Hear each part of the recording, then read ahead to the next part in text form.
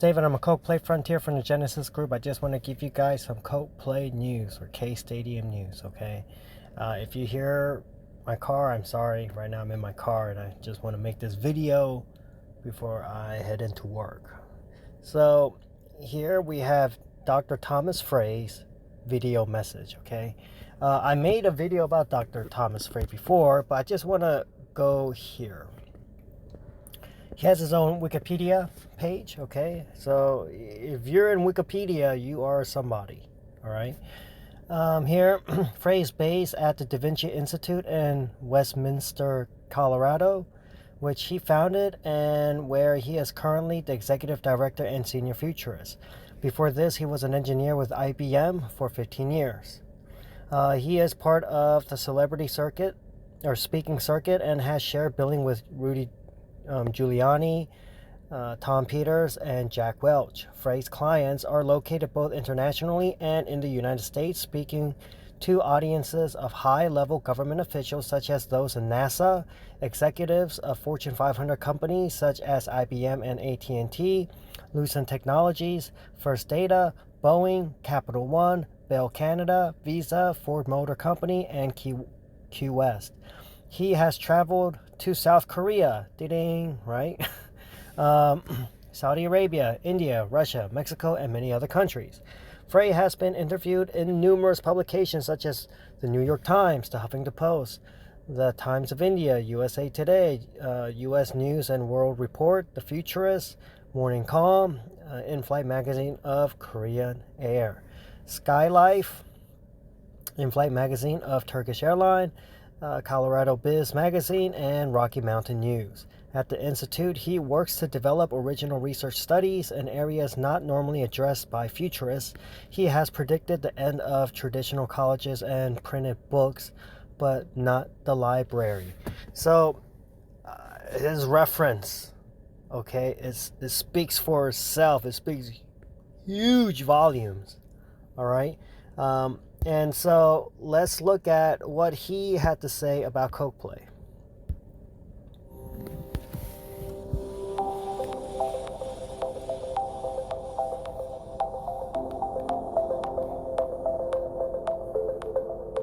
Hello, I'm futurist Thomas Frey, and I serve as the Executive Director and Senior Futurist at the Da Vinci Institute, and I'm also the Chief Advisor for the Mainnet Foundation governing KOK, known as K-Stadium. To give you a little background, I've been working as an international keynote speaker, traveling to 8 to 10 countries every year, speaking about topics ranging from the future of banking to the future of AI to the future of agriculture, education, healthcare, and transportation.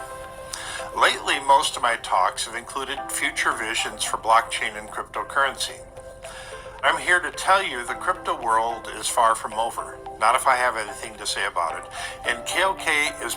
Okay, one, he's absolutely right. The crypto world, why? I understand right now we're in a bear market, but the idea that you just think because there was a bear market, the crypto world is over is a ridiculous idea. That's like you had the dot-com bubble, it popped. Well, were websites over? No. The crypto world is to me, is still at its infancy, is in the beginning. And here, Dr. Thomas Frey, please listen. He says what he says about KOK-PLAY. Perfectly positioned to become an industry leader, and here's why. There you go. He says KOK-PLAY is positioned to be an industry leader. All right, and I've told you guys so many times in the previous other videos that if you just look at what KOK-PLAY is trying to establish, and you see that all the MOUs and on the advancements of technology that they're trying to put into the blockchain, and just everything, the upgrades on the platforms, they're trying to really, build a future model.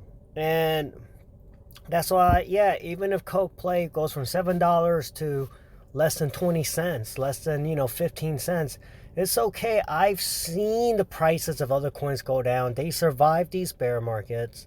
And this is actually a good time for KOK-PLAY to really just start developing its infrastructure So for the next bull run, as it brings in more people, and as South Korea, the government under the Yoon administration starts building a good, solid foundation for blockchain for investors, is going to really just is a perfect storm in a good way to really build a good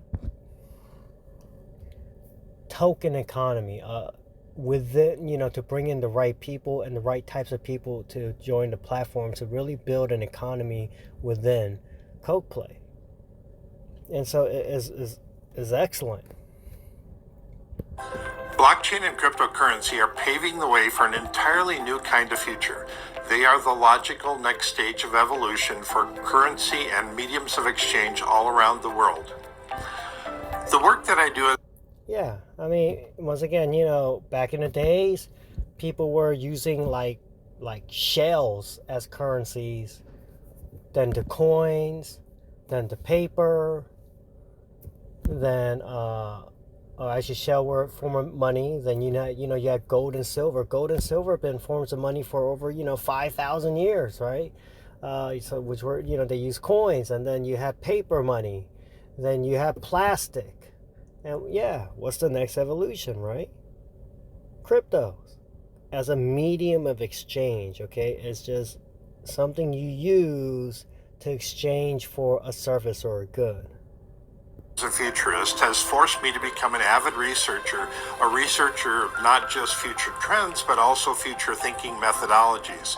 So I tend to approach these topics using a toolbox filled with far more lenses than most futurists do. For this reason, I see the future as our greatest adversary. We are a very backward-looking society. We're backward-looking because it's just human nature. We've all personally experienced the past. We see evidence of the past all around us. In fact, all information we come into contact with is essentially history. For these reasons, the past is very noble, and we're hardwired to look at the things that we already know and understand. The problem is we're going to be spending the rest of our lives in the future. For this reason, we are essentially finding ourselves walking backwards into the future, which is a pretty clumsy thing to do. As a futurist, my job is to help turn people around, to give them some idea of what the future might hold. The future creates the present. Now, this is just the opposite of what most people think. Most people think that what we're doing today is somehow going to create the future, but from a little different perspective, it is the images of the future that we hold in our heads determine our actions today. So if we change our vision of the future, we change the way we make decisions today. And that's exactly what I plan to do. Now that's very interesting. Mr. Thomas Frey, Dr. Thomas Frey has a very interesting outlook. I've always told you guys that the further you look into the past, the further you can look into the future. The more details you can look into the past, the more details you can pretty much predict in the future. Not, history is never exactly the same, but it rhymes. And maybe that's goes along with what he's saying here, is because we're always looking to the past and to decide what we want to do in the future. And maybe that's why history tends to replay itself, because we're planning the future by looking into the past, Or it could also be that people just never learn their lessons, right? Like what governments are doing now. Historically, you just keep printing away currency.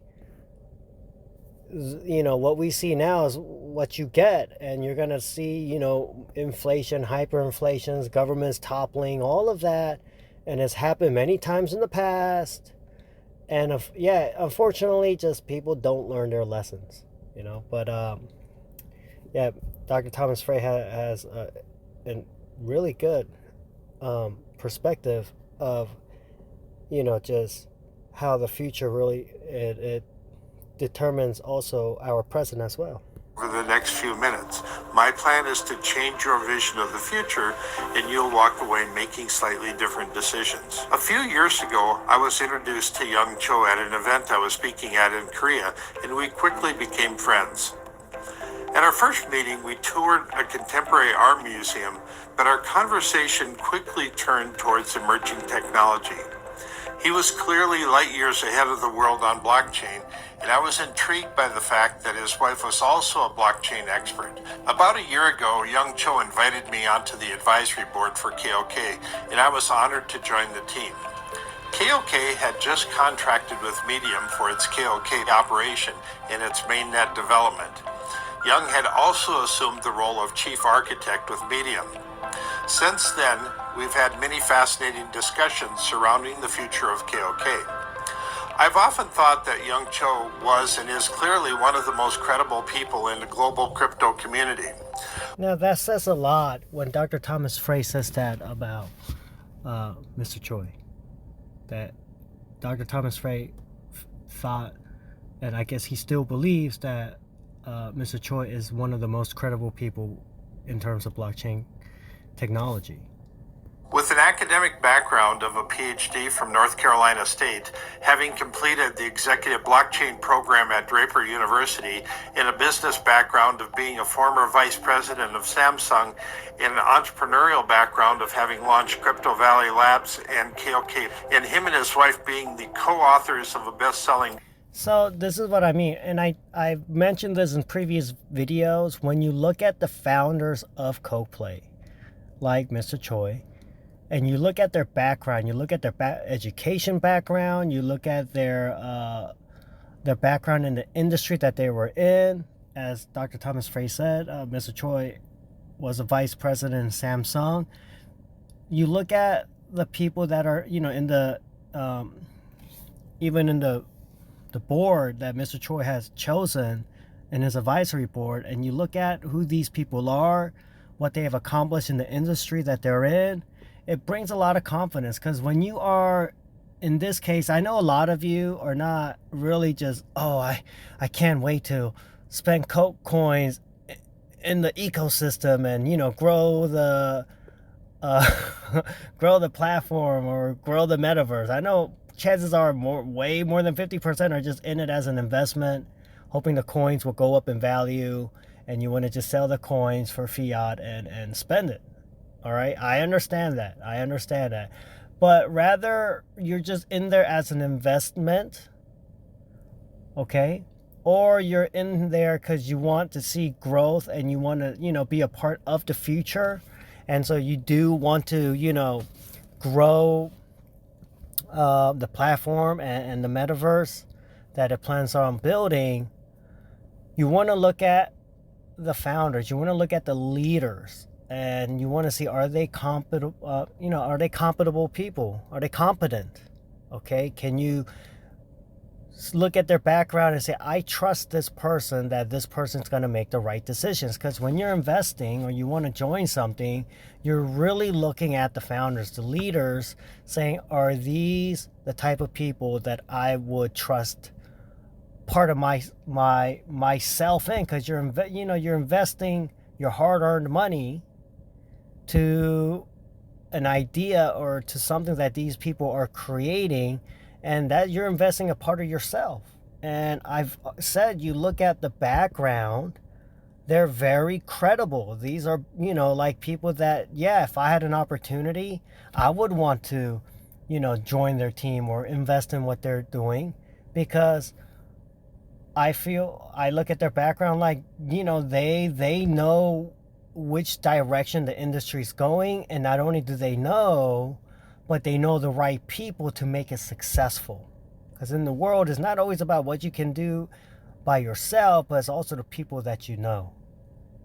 And they know the right people, they have the experience, they have the knowledge, that, it's just, everything is just geared towards success.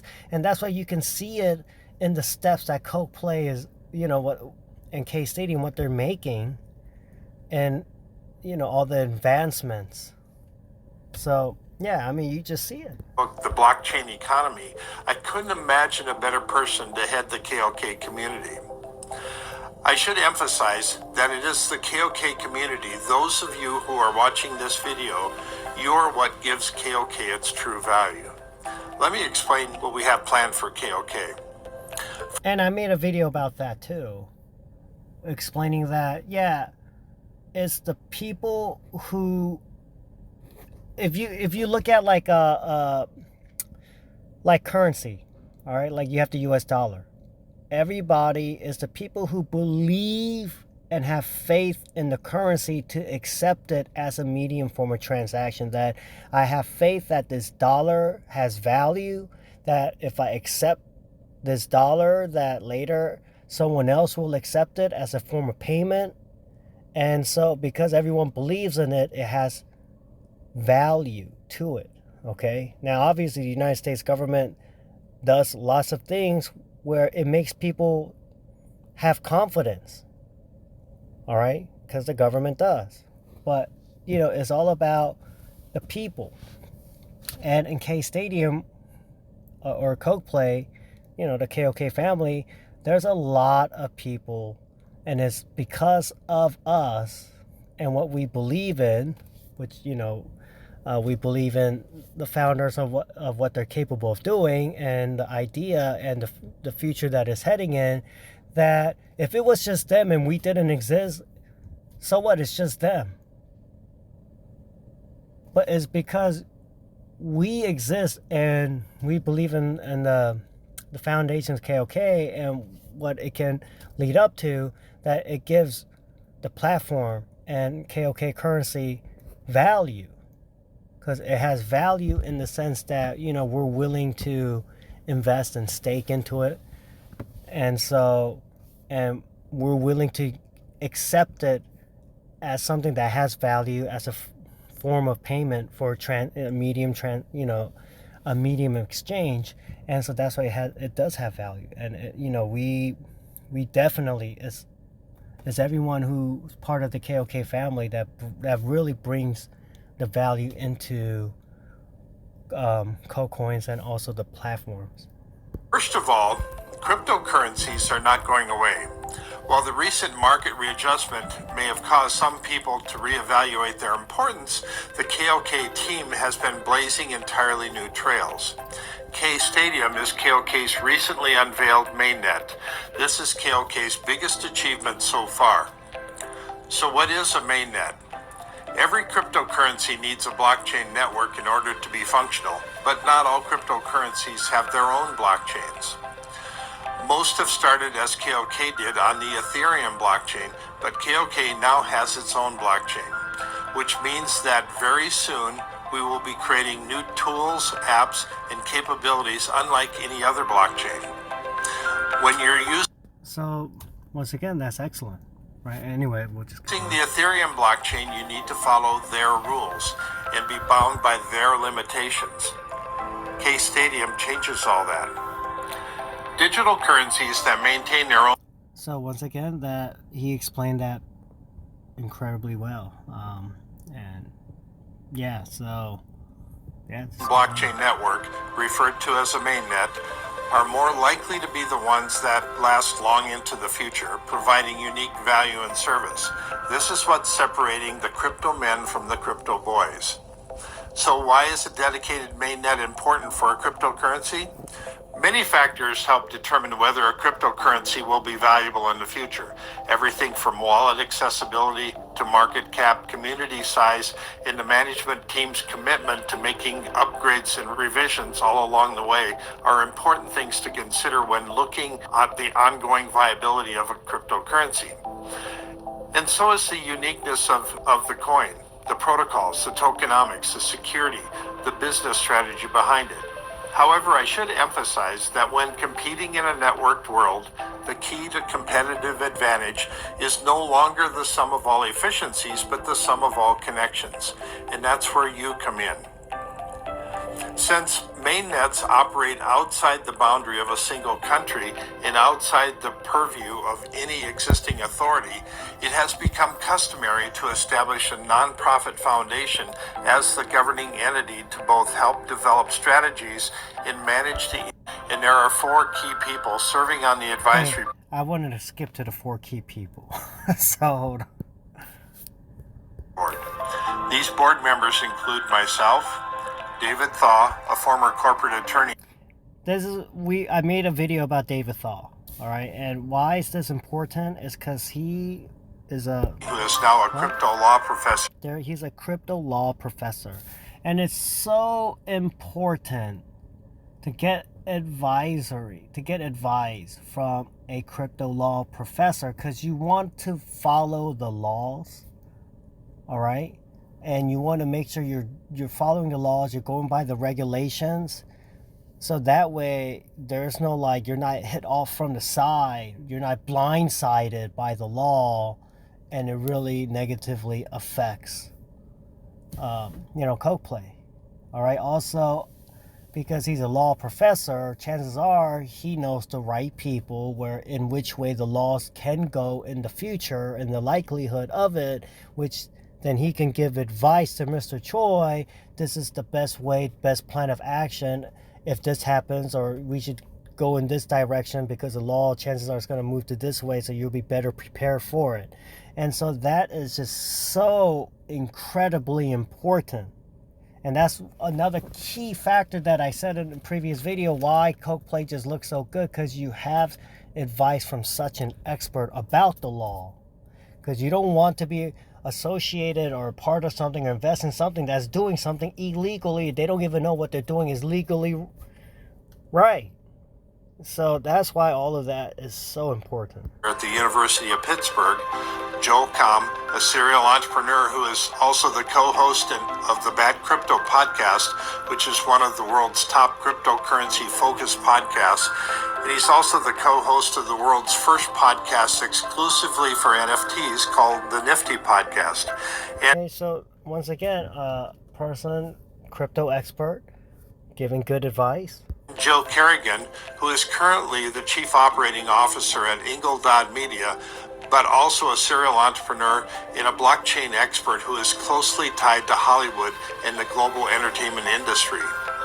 We view ourselves as being... All right. So, once again, those are the people that you would want in your advisory board. All right. And maybe later I'll go into more details about other things that Dr. Thomas Frey mentioned.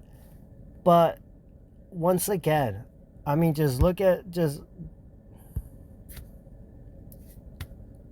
Google Dr. Thomas Frey, and you can see his background, and it just speaks for just look at his credentials, and it speaks for itself. All right, so to have such a team, okay, Dr. Thomas Frey, and really, I really like that Mr. Thaw, a crypto law professor on the advisory board, that really brings a peace of mind.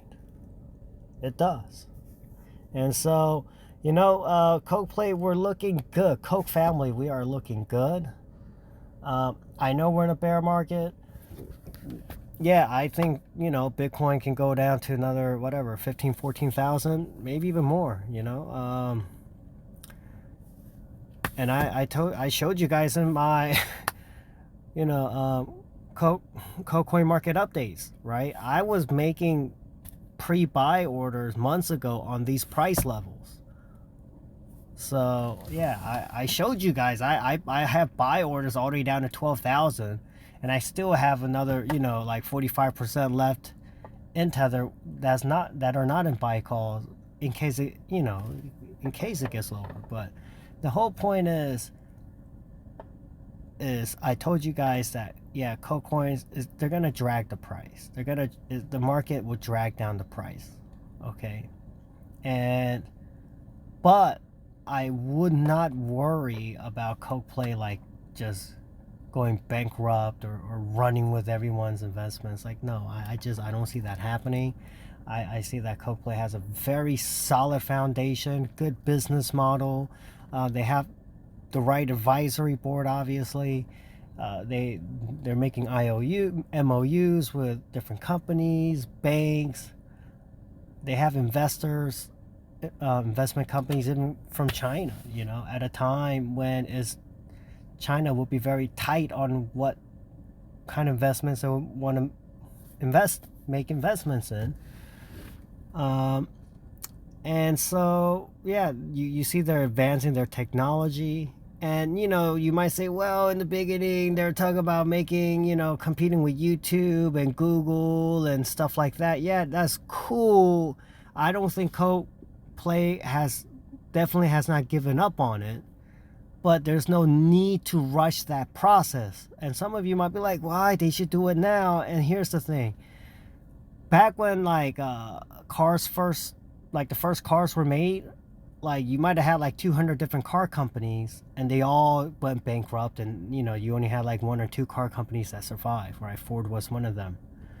Why? Because you might have had car companies, but the infrastructure for cars were not established for car companies to thrive. You didn't have highways, you didn't have gas stations, you didn't have places to fix your cars, right? And it's the same thing now, okay? The blockchain, is in its infancy.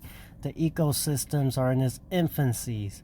And so to want to invest and rush the process of making, Coke Tube like YouTube, or Coke search like, Google search engine and all of that, you're trying to build massive highways and gas stations and all this infrastructure without having enough drivers to compensate the cost to not only just develop the highways but to maintain the highways, to make sure, because after a while highways have the roads crack, they have bumps on the roads, and so you got to maintain it and keep it in good health, right? You want a smooth ride.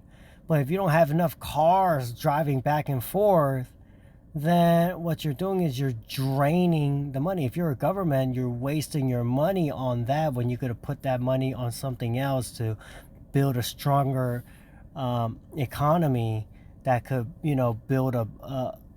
grow a larger population to later be worth stabilizing such an infrastructure of like highway from one end of the country to another, and gas stations along the way, and and places to get your cars fixed, all of that. And so KOK-PLAY right now, everything takes time. Right now the Coke community is growing, and as it grows, certain levels they're gonna develop it where is right for the stage that KOK-PLAY and Coke Stadium is at. Okay, so, and they have the right advisory board to analyze and make the right decisions when they think it's best. And also KOK-PLAY, K Stadium is a ground up. Okay, it's not top down, it's a bottom up system. Top down systems like communist China. Bottom up system is what United States used to be. It's not like that anymore, but is where the citizens can decide, right? And so in K stadiums, the members will make the decisions to the delegates, and the delegates will take it up. And so they're supposed to represent you, right? Politicians were originally supposed to do what their constituents, the people of the area that they represent, want them to do, and then they try to pass laws that will satisfy the needs and wants of their citizens. Well, nowadays, obviously, in states anywhere around the world, for the most part, they don't do that anymore, but that's how it's supposed to be. And so K Stadium, you have a bottom up system where then the members can ask and decide and tell their delegates, this is what we want, right?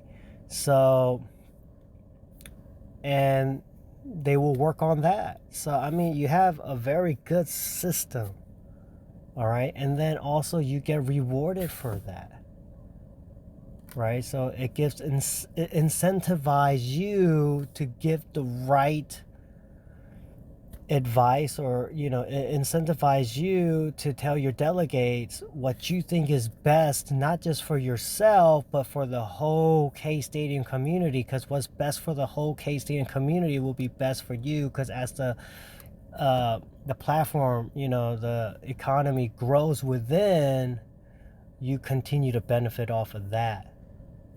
Okay. All right, everyone. As always, please stay physically healthy. All right. Exercise, do all of that. Eat right. You want to do all of that. Please be mentally and spiritually healthy. Okay. Now's a great time to find God, know God if you don't. Jesus loves you. All right. And as always, as I've said before, inflation probably will get worse. It's probably going to get worse. And even when it was at 8.5, they're saying that was inflation peak. I don't think so. Yesterday, the Fed raised the interest rate 75%. That's still not enough. I don't think that's going to, maybe slow down inflation or makes it look like it's slowing down inflation. But remember, inflation is at 8.6%. You just raised the 75 points. Think about the raise of the actual inflation. Paul Volcker, he was legendary. I mean, he just boom, he skyrocketed inflation. Interest rates to really control and combat inflation. And so, yeah. But anyway, you would still think you're going to have high inflations for years to come, and supply shortages and all of that. So you want to, it's better to be prepared than sorry. So you want to prep like that. You want to be in a good community, okay? Surround yourself with good people. And yeah, that's all I got to say. All right. So yeah, everyone, that's today's news. Okay, praying for y'all in Jesus' name. Lots of love, whether you're part of the KOK family or not. Lots of love. And as always, God bless y'all, and coke on.